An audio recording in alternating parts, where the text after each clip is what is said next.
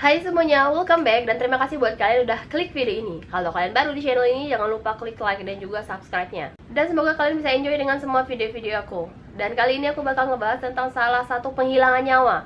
Seorang anak kecil terinspirasi dari film horor yang sering dia tonton. Nah guys, dimana kita sebagai orang tua harus menjaga tontonan anak-anak kita agar mereka itu tidak terinspirasi dari hal-hal yang mereka tonton. Contohnya kayak kegemaran menonton film horor ataupun sebuah film yang berisi kekerasan. Seperti kasus yang bakal aku bahas kali ini, ada seorang anak berusia 15 tahun. Dia menghilangkan nyawa seorang anak kecil berusia 5 tahun, tetangganya sendiri, karena dia terinspirasi dari film Chucky dan juga Slenderman. Dan dimana secara umumnya bahwa film Slenderman ini adalah sebuah tokoh fiksi yang melukai anak-anak dan juga menculik anak-anak, sehingga tontonan ini nggak cocok nih buat anak-anak di bawah umur. Guys, dimana tepatnya pada tanggal 5 Maret tahun 2020, pihak kepolisian dikejutkan dengan adanya seorang anak remaja berusia 15 tahun. Dia telah menghilangkan nyawa seorang anak kecil berusia 5 tahun. Nah, anak kecil ini adalah tetangganya dan juga teman sepermainan adiknya. Nah, penghilangan nyawa kali ini tuh tergolong sangat-sangat sadis, dimana anak berusia 5 tahun dihilangkan nyawa oleh anak berusia 15 tahun dengan cara ditenggelamkan ke dalam sebuah bak mandi.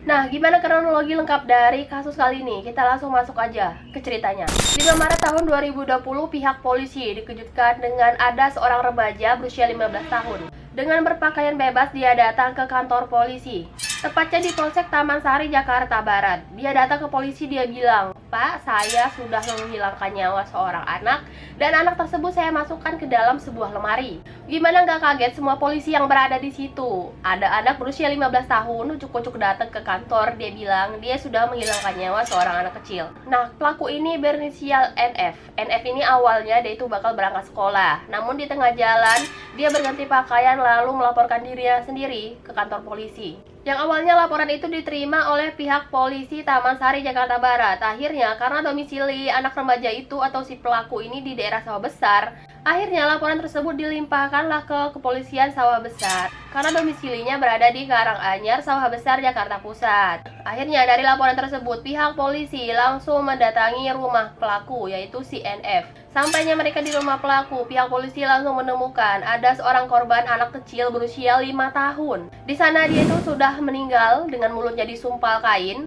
dan juga tangannya diikat, dan bahkan badannya tuh sudah ditutup sama spray dan dimasukkan ke dalam lemari, juga ditumpuk sama baju-baju yang berada di dalam lemari. Nah, korbannya NF berinisial APA, umur 5 tahun. Peristiwa ini bermula di tanggal 5 Maret tahun 2020. Nah, di mana pelaku ini pada saat itu menyuruh si korban untuk mengambilkan mainannya yang berada di bak kamar mandinya. Akhirnya si korban mau-mau aja karena kan mereka memang sudah kenal. Hingga pada saat itu sesampainya korban di dalam kamar mandi, pelaku langsung masuk ke kamar mandi dan langsung menenggelamkan kepala korban ke dalam bak kamar mandi yang sudah berisi air. Namun ternyata di kamar mandi itu nggak ada mainan sama sekali, karena itu hanya sebuah alasan pelaku untuk menenggelamkan korban. Tidak tanggung-tanggung, korban itu ditenggelamkan pelaku selama 5 menit. Jadi kepalanya itu dicelupin ke dalam bak kamar mandi itu selama 5 menit sampai dia itu nggak bisa bernafas. Agar korban ini tidak teriak, si korban ini langsung disumpal sama kain sama si pelaku. Habis itu tangannya diikat, terus habis di tangannya diikat, tiba-tiba si korban langsung meninggal dunia. Nah, tidak sampai di situ guys. Setelah korban ini meninggal dunia, pelaku ini langsung memasukkan tubuh korban yang diikat sama disumpal sama kain. Dia langsung masukkan ke dalam sebuah ember. Karena kejadian itu sudah sore hari nih guys. Akhirnya sang pelaku ini bingung gimana caranya dia menghilangkan jejak dan gimana caranya dia bakal ngebuang korbannya itu. Sehingga mau nggak mau dia harus memasukkan korbannya ke dalam lemarinya dia. Hingga keesokan harinya di saat dia bakal berangkat sekolah, dia pada saat itu bingung gimana caranya dia bakal ngebuang itu korban. Akhirnya dia langsung mendatangi pihak polisi untuk mengatakan kalau dia itu sudah menghilangkan nyawa anak usia 5 tahun. Itulah pihak polisi itu langsung geger. Akhirnya si NF ini ataupun si pelaku langsung ditangkap oleh pihak polisi dan dimintai keterangan. Dan dia juga dirujuk ke Balai Anak Handayani Jakarta untuk dilakukannya proses rehabilitasi. Bahkan nih guys, selama pelaku itu berada di pusat rehabilitasi Dinas Sosial Jakarta, dia itu sudah menunjukkan perubahan yang sangat-sangat signifikan. Dia bahkan berubah menjadi lebih baik dari secara fisik, psikis, sosial, dan bahkan spiritual. Nah guys, beberapa fakta yang ditemukan oleh pihak polisi di dalam proses penyelidikan. Dia juga menjadi korban pemerkosaan oleh 3 orang terdekatnya, kekasihnya, dan juga kedua pamannya. Bahkan di saat dia menghilangkan nyawa anak kecil itu, dia dalam keadaan hamil. Dan juga polisi memeriksa kejiwaan sang pelaku. Ternyata dia memiliki gangguan jiwa bernama Post Traumatic Syndrome Disorder ataupun PTSD. Nah, mungkin sang pelaku ini mengalami gangguan trauma yang seperti itu karena dia kan menjadi korban pemerkosaan oleh orang terdekatnya.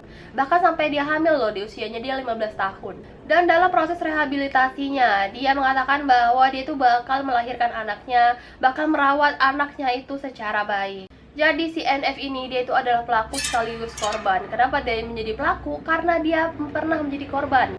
Karena guys, bagi seseorang yang pernah mengalami kekerasan seksual, besar kemungkinan bahwa dia itu bakal menjadi pelaku. Atas kejahatan NF, dia dijerat hukuman penjara 2 tahun. Yang awalnya sebenarnya dia itu bakal dijatuhi hukuman 6 tahun penjara. Namun karena pada saat itu dia itu masih di bawah umur, akhirnya dikurangin masa tahanannya menjadi 2 tahun. Dia diletakkan di Lembaga Penyelenggaraan Kesejahteraan Sosial ataupun LPSK. Nah guys, itu dia kasus seorang anak remaja. Dia menghilangkan nyawa seorang anak kecil berusia 5 tahun. Dan yang plot twistnya ternyata dia juga pernah menjadi korban kekerasan seksual oleh orang terdekatnya. Nah guys, sampai di sini aja video kali ini. Dan kalau misalnya kalian suka, bisa klik like, komen, dan juga subscribe-nya di bawah. Dan nantikan video-video aku berikutnya. Kalau misalnya kalian ada kritik dan saran, boleh komen di bawah. Dan terima kasih buat kalian yang udah nyempatin nonton. Dan sampai ketemu lagi di video aku berikutnya. See you in the next video and bye-bye.